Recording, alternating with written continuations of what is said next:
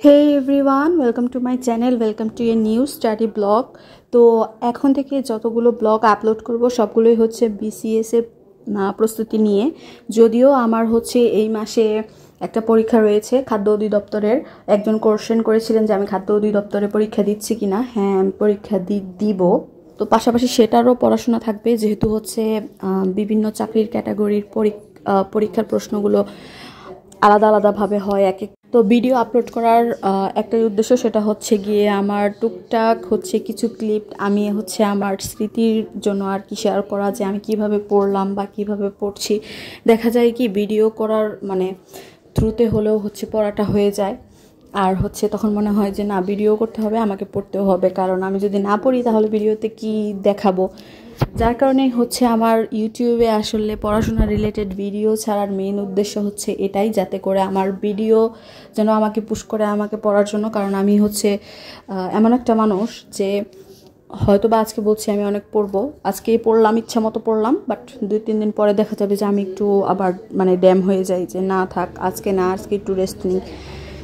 তো এখানে ভিডিওটা ছাড়তে গেলে হচ্ছে রেগুলারিটি মেনটেন করতে হয়। যারা ইউটিউবে ভিডিও আপলোড করে তারা হয়তো বা জানে। তো যার জন্য হলেও হচ্ছে আর ফেক কোনো কিছু দেখানোর কিছু নাই, যেহেতু এখানে একটা পাবলিক প্ল্যাটফর্ম। তো প্রস্তুতির প্রথমেই হচ্ছে সবাইকে আসলে বিসিএস 49তম বিসিএসের যে সিলেবাসটা রয়েছে সেটাকে সম্পর্কে অবশ্যই আপনাকে অবগত হতে হবে। ফার্স্টে হচ্ছে আপনারা পিডিএফ আকারে সিলেবাসটা ডাউনলোড করে নিতে পারেন, অথবা সবথেকে বেশি ভালো হয় যদি আপনারা ওই সিলেবাসটা প্রিন্ট আউট করে নেন। কারণ প্রিন্ট আউট করা থাকলে হচ্ছে আপনি যে টপিকগুলো আপনার শেষ হবে আপনার টেবিলেই থাকবে, সেটা আপনি সেটাকে মার্ক করবেন, আর আপনার দেখলেই মনে হবে যে না, আমার এই টপিকটা শেষ হয়ে গেছে। তো আমিও ঠিক সেম কাজটাই করেছি। আর হচ্ছে আমার যেহেতু ম্যাথে আমি একটু ম্যাথ আমি করিনি বিদায় হচ্ছে আমার কাছে মনে হচ্ছে ম্যাথে আমি অনেক বেশি উইক। তো আমি এখন চেষ্টা করতেছি যে বেশি বেশি করে ম্যাথ করার। আর বিষয়ভিত্তিক পড়াশোনার ক্ষেত্রে হচ্ছে যেহেতু বিসিএস জেনারেলেও যারা শিক্ষা ক্যাডার অ্যাপ্লাই করেন, শিক্ষা ক্যাডারের যেই সাবজেক্টগুলো থাকে আপনাদের নিজ নিজ সাবজেক্টগুলোর কিন্তু শুধু রিটেন পরীক্ষাটা হয়, এমসিকিউ আকারে কিন্তু পরীক্ষাটা হয় না। আর স্পেশাল বিসিএসে হচ্ছে গিয়ে এমসিকিউ আকারে যেহেতু 100টা কোশ্চেন আসবে আপনার সাবজেক্ট থেকে, তো সেক্ষেত্রে হচ্ছে বাজারে এখনও বই তেমন একটা বের হয়নি, 2-1টা বই বের হয়েছে, কিন্তু হচ্ছে আর কিছুদিন সময় নিয়ে হচ্ছে বইটা কিনা ভালো হবে আমার মনে হয়। আর যাদের হচ্ছে 9-10 কলেজ ইন্টারমিডিয়েটের যে বইগুলো রয়েছে সেগুলো আপাতত হচ্ছে আপনারা দেখে পড়ে শেষ করে ফেলতে পারেন। আর এখন যেটা সব থেকে বেশি ইম্পর্টেন্ট, আপনাকে হচ্ছে সবগুলো টপিক, আপনি যেই টপিকগুলো পড়তে চান সেটা জাস্ট আপনি টু লিস্ট আকারে করে ফেলবেন, তারপরে আপনি পড়াশোনা শুরু করে দেবেন। এখন হচ্ছে আপনাকে সবসময় মনে রাখতে হবে যে এই 2টা মাস কোনোভাবেই হচ্ছে সময়টা নষ্ট করা যাবে না, শুধু পড়াশোনা আর হচ্ছে আর মানুষের যেরকম স্বাভাবিক কাজকর্ম থাকে, গোসল, খাওয়া দাওয়া, রান্নাবান্না, এর বাইরে অন্য কোনো কিছু কিন্তু এখন চিন্তা ভাবনা করা যাবে না। যেহেতু এটা স্পেশাল বিসিএস, এরকম আসলে অপরচুনিটি খুব কমই মানুষ পায়। এটা হচ্ছে অনেক বড় একটা সুযোগ নিজেকে প্রমাণ করবার।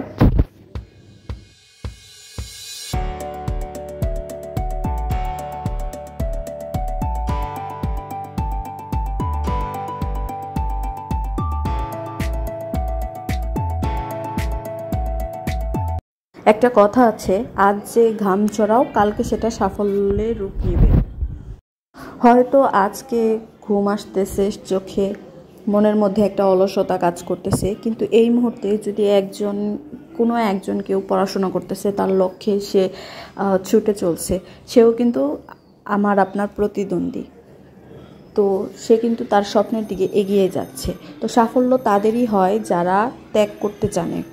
আজকে বিজয়ী হওয়ার জন্য থেমে থাকা চলবে না কোনোভাবেই, কারণ এই ঘামই একদিন আপনার গর্ব হয়ে উঠবে। এই কষ্টগুলোই, এই রাত জাগাগুলোই কিন্তু একদিন আপনার কাছে মনে হবে যে না, আমি আজকে সফল।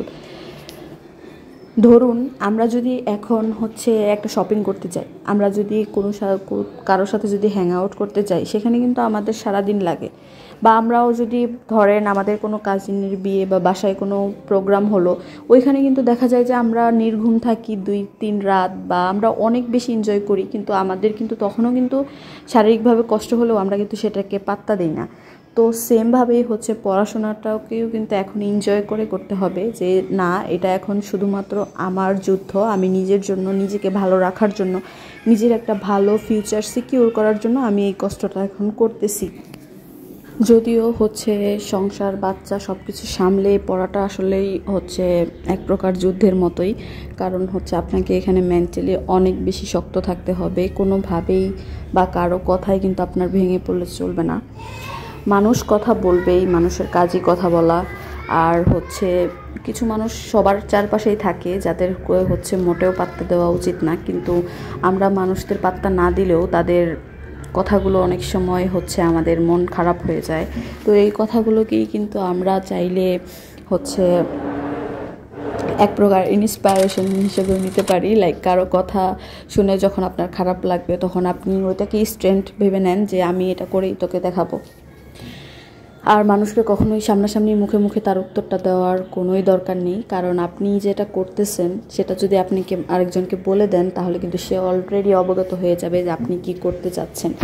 কখনোই নিজের প্ল্যান, নিজের কোন দিকে আপনি হাঁটতেছেন, আপনি কি করতেছেন, এই সম্পর্কে কখনোই আরেকজনকে বলা উচিত না। আনলেস যদি আপনি সেটা না করতে পারেন, তাহলে কিন্তু আপনার কথা শুনতে হবে, বা আপনাকে খোঁচা মেরে বলতেও পারে যে কি করলা, এটা করেই বা কী হবে। আমি একদিন একজনের কাছ থেকে শুনেছিলাম, সে হঠাৎ করে আমাকে বলতেছিল যে অনার্স করলা, মাস্টার্স করলা, তাহলে তুমি যদি রান্নাবান্না করো, তাহলে তুমি তো আমার মতোই হয়ে গেলা। তো কথাটা উনি আরও আমি আরেকজনের কথা অতটা সুন্দরভাবেও বলতে পারি না, তবে সে কিন্তু খুব সুন্দর করে একটা খোঁচা কিন্তু মেরে দিয়েছিল। যাই হোক, সেই সময় আমার আনসার ছিল এইটাই যে আমি হাসি মুখে আর কি জিনিসটাকে অ্যাভয়েড করে গেছি, কিন্তু তার কথাটা কিন্তু আমার মনে গেঁথেছে অ্যান্ড আমার মাইন্ড সেট আপ হয়ে গেছে যে যদিও সে আমার অনেক কাছের একটা মানুষ, বাট তার কাছ থেকে সেও হয়তো ওইভাবে বলেনি, বাট আমি এটাকে হাসি মুখে হ্যান্ডেল করেছি। এরকম অনেক অনেক ধরনের কিছু আমাদের সাথে ঘটে, যেটা আমাদেরকে কিন্তু হাসি মুখে অ্যাকসেপ্ট করতে হয়, বা এর প্রতি উত্তরে কিন্তু এরকমই করে দিতে হয়।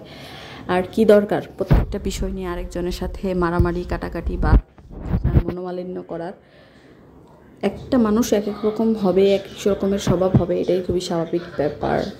আরেকটা কথা বলতে চাই, সেটা হচ্ছে আপনারা কি আমার সাথে লাইভে জয়েন করে পড়াশোনাটা প্রেফার করবেন, নাকি হচ্ছে আমরা অন্যান্য কাজের পাশাপাশি আপনাদের সাথে পড়াশোনা রিলেটেডই, বা আপনাদের যদি কোনো কিছু জানার থাকে তাহলে সেটা আমরা লাইভের মাধ্যমে কোশ্চেন করবেন আপনারা, আমরা সেভাবেও কিন্তু লাইভটা করতে পারি। বা দেখা যাবে যে অন্য কিছু করছি, বাট পড়াশোনা রিলেটেডই কথাবার্তা থাকবে, সেখানে হচ্ছে আপনারা প্রশ্ন করবেন, আমি উত্তর করব। তো আপনারা আসলে কোনটা প্রেফার করেন সেটা অবশ্যই আমাকে কমেন্টের মাধ্যমে জানাবেন। আর আপনাদের যদি কোনো কোয়ারিজ থাকে তাহলে অবশ্যই সেটা কমেন্ট করবেন। আর ভিডিওটি ভালো লাগলে অবশ্যই লাইক করবেন, চ্যানেলটা সাবস্ক্রাইব করবেন। আমার চ্যানেলে আপনারা হচ্ছে 80%ই হচ্ছে আউটসাইডার, যারা হচ্ছে সাবস্ক্রাইবার করেননি তারা আমার ভিডিওটা কন্টিনিউয়াসলি দেখেন। তো আপনারা কাইন্ডলি হচ্ছে চ্যানেলটা সাবস্ক্রাইব করে দিবেন। তো আজকের মতো এই পর্যন্তই ছিল। থ্যাঙ্কস ফর ওয়াচিং অ্যান্ড আসসালামু আলাইকুম এভরিওয়ান।